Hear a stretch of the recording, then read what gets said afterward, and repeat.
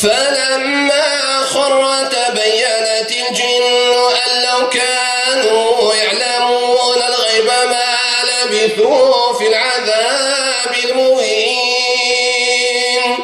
كلوا من رزق ربكم واشكروا له بلدة طيبة ورب غفور. آمنت بالله صدق الله مولانا العظيم. وذلك في اليوم الأول فيما ستتضمن أشغال اليوم الثاني مؤسسة ووضع إطار قانوني للمنتدى، وذلك في شكل مؤسسة درعة فلالت للخبراء والباحثين بعد المصادقة على مشاريع الأوراق التأسيسي. وعالجت ما يقارب 1660 رسالة إلكترونية، وتلقت أكثر من 1500 مكالمة هاتفية من داخل وخارج الوطن، وهو ما تطلب أكثر من 800 ساعة اشتغال فردي وجماعي لأعضاء اللجنة التحضيرية. من الأسباب اللي ما بغاوش الشوباني يبقى رئيس هنا، فين ما تزدو تتموت الضبابة، الشنجر تزود. الجامعة على أتم الاستعداد لمواكبة قلت مخرجات هذا اللقاء، وإن شاء الله المرسوم ديال بوليتكنيك الرشيدية راه عند رئيس الحكومة إن شاء الله. بوليتكنيك لتغطية كل حاجيات هذه المنطقة، ونريد أن تكون المؤسسات الجامعية في خدمة المنطقة، لأن من بعد تنكونون كيمشي لجهة أخرى. البشري الذي لحد الآن كانت مجهوداته مرتكزة على الاستثمار والعطاء في مناطق أخرى من أنحاء بلدنا الحبيب وفي العالم. والآن هناك حاجة لهذه الكفاءات الغنية لكي تساعد الجامعة أن تتصالح مع محيطها. البحث العلمي ينبغي أن يوجه للمنطقة بكل تشعباتها. كان ديك الساعة الأقسام الرياضية ما موجوداش في الفود، مشينا للرشيدية، وكنا باش كان التميز في العلوم الرياضية كان ضروري كنا كنقراو. أنا ما كنتكلمش الشلحة، كنت ضروري نقرا المخطب الشلحة مع الإخوان ديال قلميمة. تحية لكل تمازيغ، تحية للبلاد من درعا لتفيرت بكل تنوعها اللغوي والإثني، بكل هذا التشكل هو اللي كيصنع التميز. هذا التنوع والثراء والغنى هو اللي كيعطي التميز. هي اليوم وكالة للمجال ديالها التسع من الجميع الطاقات المتجددة، وهي فاعل اقتصادي على المستوى الوطني. تشتغل في إطار اهتماماتها بمجالها بصفة مركزة على المستوى ديال الانجازات. اشتغلت الوكالة على وذلك بشراكة مع المؤسسات ديال الدولة في هذا المجال وما يخص التكوين المهني. خصنا ان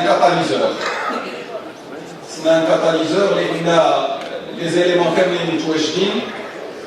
Un catalyseur permet d'accélérer les réactions chimiques dont on a besoin بفاعلية أكثر. إذا من هذا المنبر هذا كنتمنى لكم الانفتاح ديالنا على جميع الاقتراحات التنمية المجالية بصفة عامة، وشكرا لكم.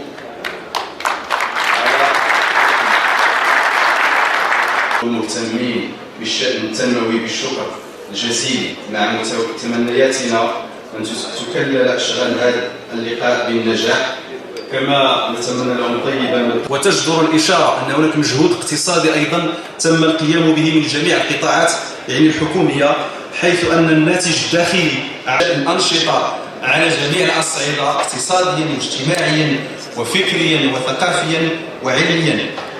فهل الإنسان في الواحة اليوم كيف نستضيء في ظلمات المنافسة الكونية؟ كيف نستطيع اليوم أن نحقق الصعود المأمول للمغرب الدول الصاعدة؟ كيف نستطيع اليوم أن نعتز بموقع رفيع كونيا؟ ما كاينش بزاف الأجوبة، يا إما العلم يا إما ما كاينش.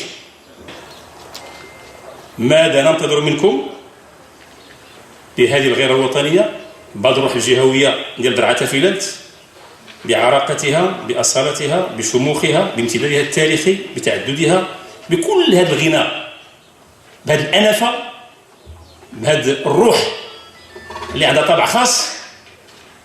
ماذا ننتظر منكم وماذا سوف نلتزم به معكم لكي تكون الأهداف التي رسمتموها كلجنة تحضيرية في وثائقكم الأهداف العصر أن تكون إن شاء الله يعني أن ترى النور وتتنزل تدريجيا ونرى أثرها في الواقع.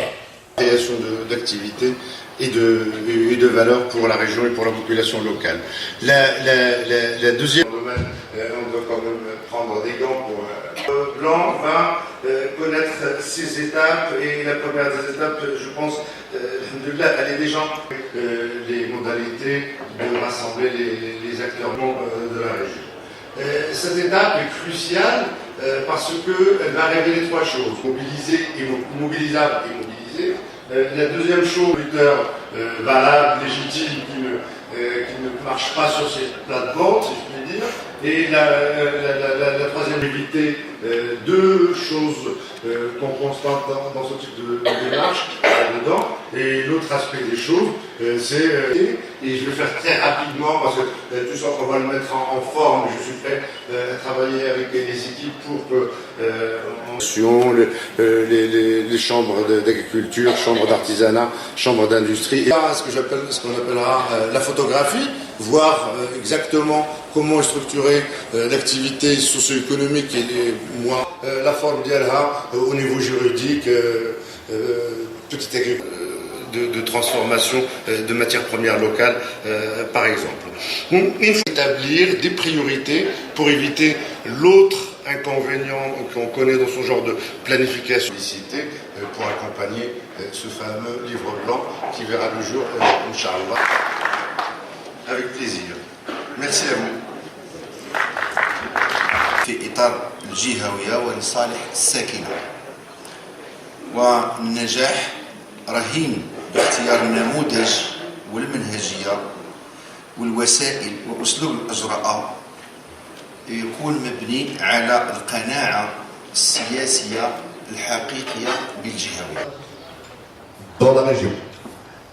Quelque chose d'innovant. Je pensais bien sûr au Maroc, et tout de suite ce qui saute aux yeux, c'est la région où je suis, le soleil et le photovoltaïque. Une énergie supérieure au band gap du.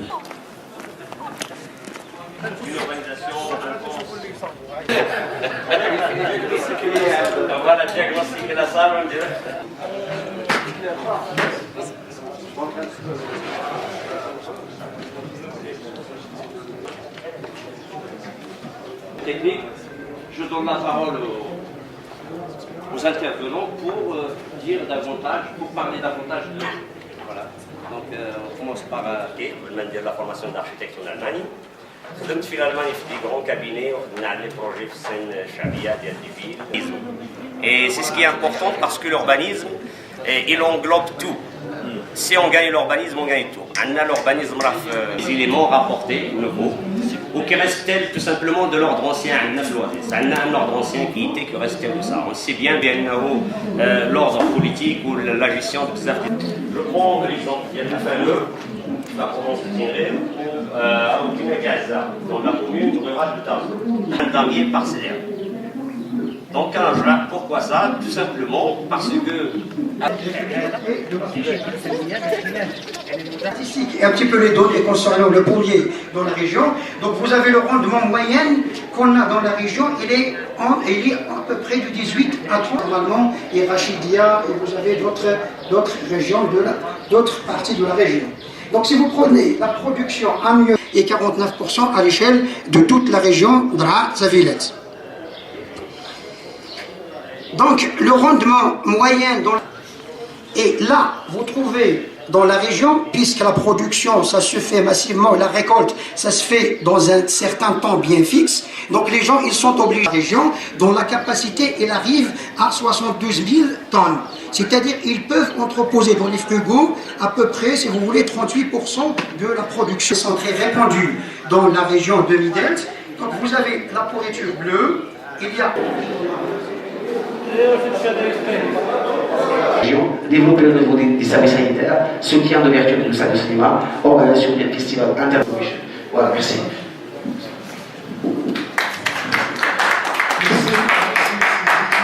Nous savons que vous avez un impératif à notre collègue, donc je vais ouvrir le débat et prendre quelques questions ou interrogations ou un point de vue. إذا سمحتي أستاذ اسم كامل هاني عبد الله مرحبا والصفة إذا كان ممكن انجينير مرحبا إنه أنا بالنسبة لي المفهوم ديال هذه الباسكيل هذه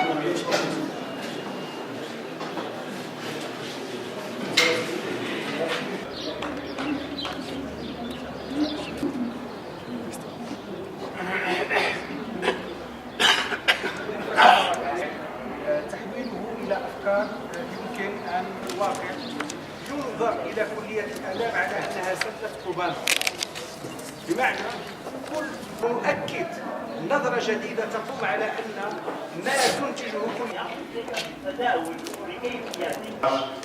de la fondation Pluralieu.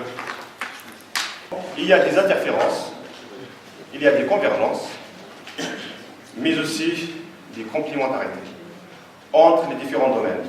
Et perspective.